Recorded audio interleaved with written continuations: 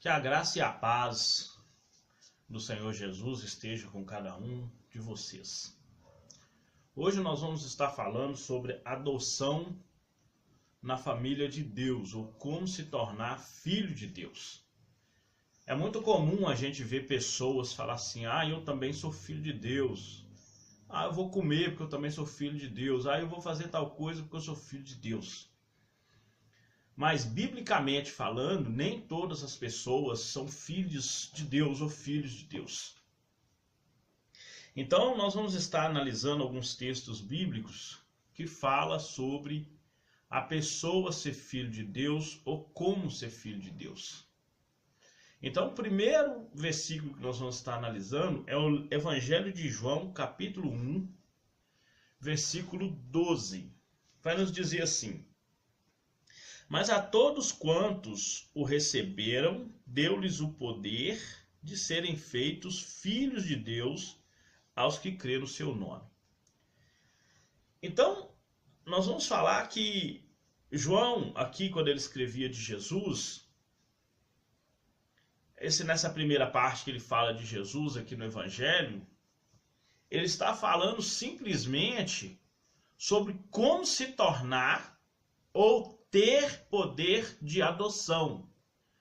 Nós temos a lei no Brasil que regulamenta a adoção de um filho.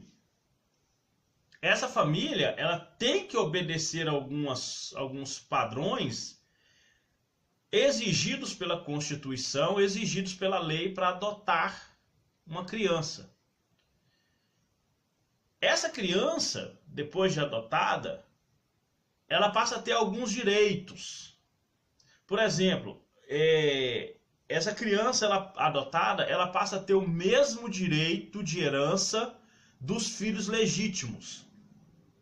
Se o pai tem uma fazenda, o filho adotivo tem direitos de herança sobre essa fazenda compatível ou igual aos filhos legítimos.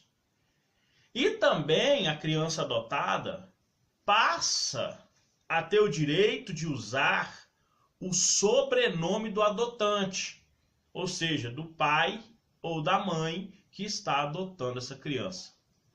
Então, a lei brasileira prevê a adoção e prevê esses direitos, tanto do adotado quanto do adotante. Então, na Bíblia, na palavra de Deus, também há heranças para aqueles que são adotados como filhos de Deus, para aqueles que são recebidos na família de Deus como filhos. Então, no sentido bíblico, o homem tem o poder, ou seja, o direito de se tornar filho de Deus, crendo no nome de Jesus. Quando ele passa a crer no nome de Jesus, ele nasce de novo, né? E depois desse novo nascimento, ele passa sim a ser considerado filho de Deus com os mesmos direitos de herança, de espiritualidade do que Jesus. Passa a usufruir desse mesmo direito. Então, nem todas as pessoas são filhos de Deus com base na Bíblia.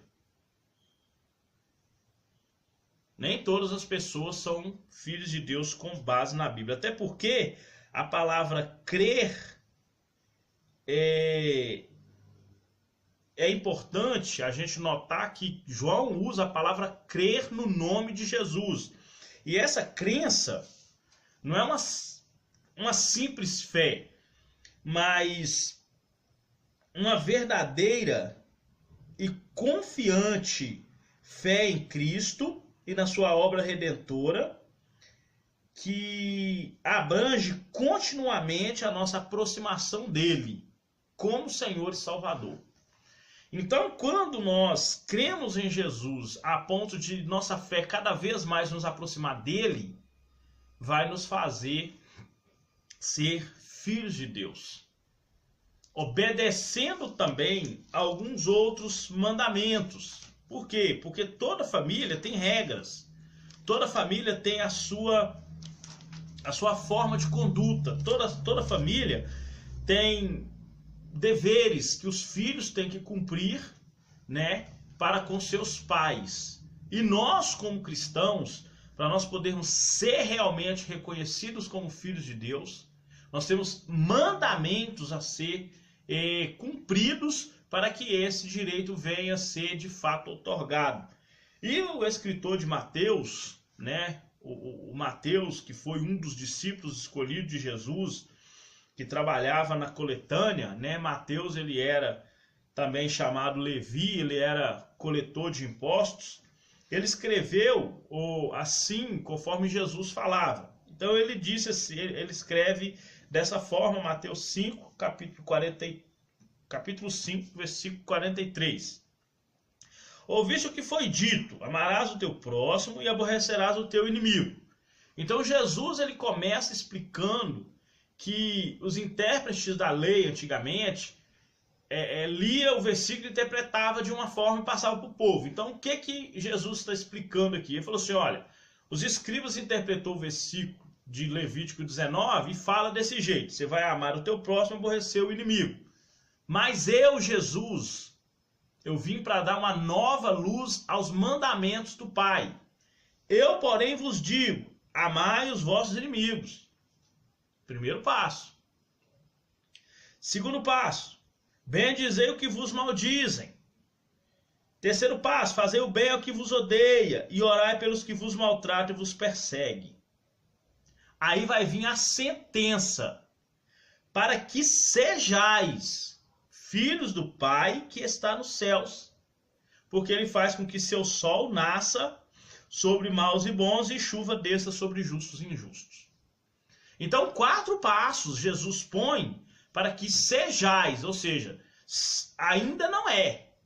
Mesmo que tenha aceitado Jesus, ainda não é filho de Deus, se não obedecer esses mandamentos aqui. Porque Jesus, ele é específico ao falar, para que sejais, está no futuro. Ah, mas eu não consigo fazer isso, eu preciso da obra do Espírito Santo. Aí, sim, agora vai vir a ação do Espírito Santo sobre sua vida, para que você possa cumprir esses mandamentos. Porque ninguém consegue cumprir esses mandamentos realmente se não tiver o Espírito Santo. Então nós temos aqui no livro de Romanos 8,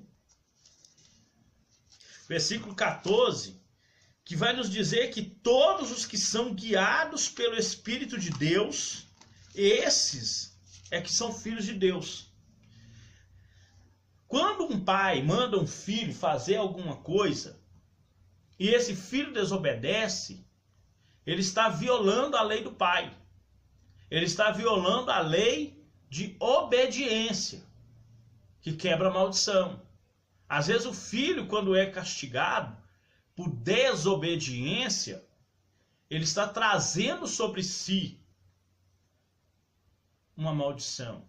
Por quê? Porque a obediência, ela quebra a maldição.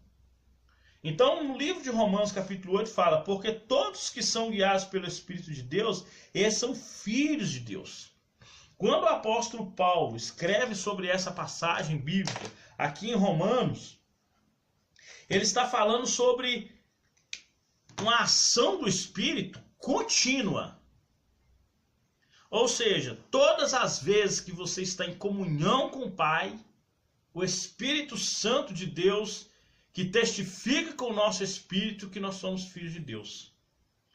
Todas as vezes que nós estamos em conformidade com a lei de Deus, nós vamos andar de acordo com a palavra dele. E assim, praticando isso, nós vamos ser considerados por Deus como filhos de Deus. Amém? Que Deus possa te abençoar poderosamente. Curta e compartilhe esse vídeo para edificação de mais vidas. E que Deus te abençoe no nome de Jesus.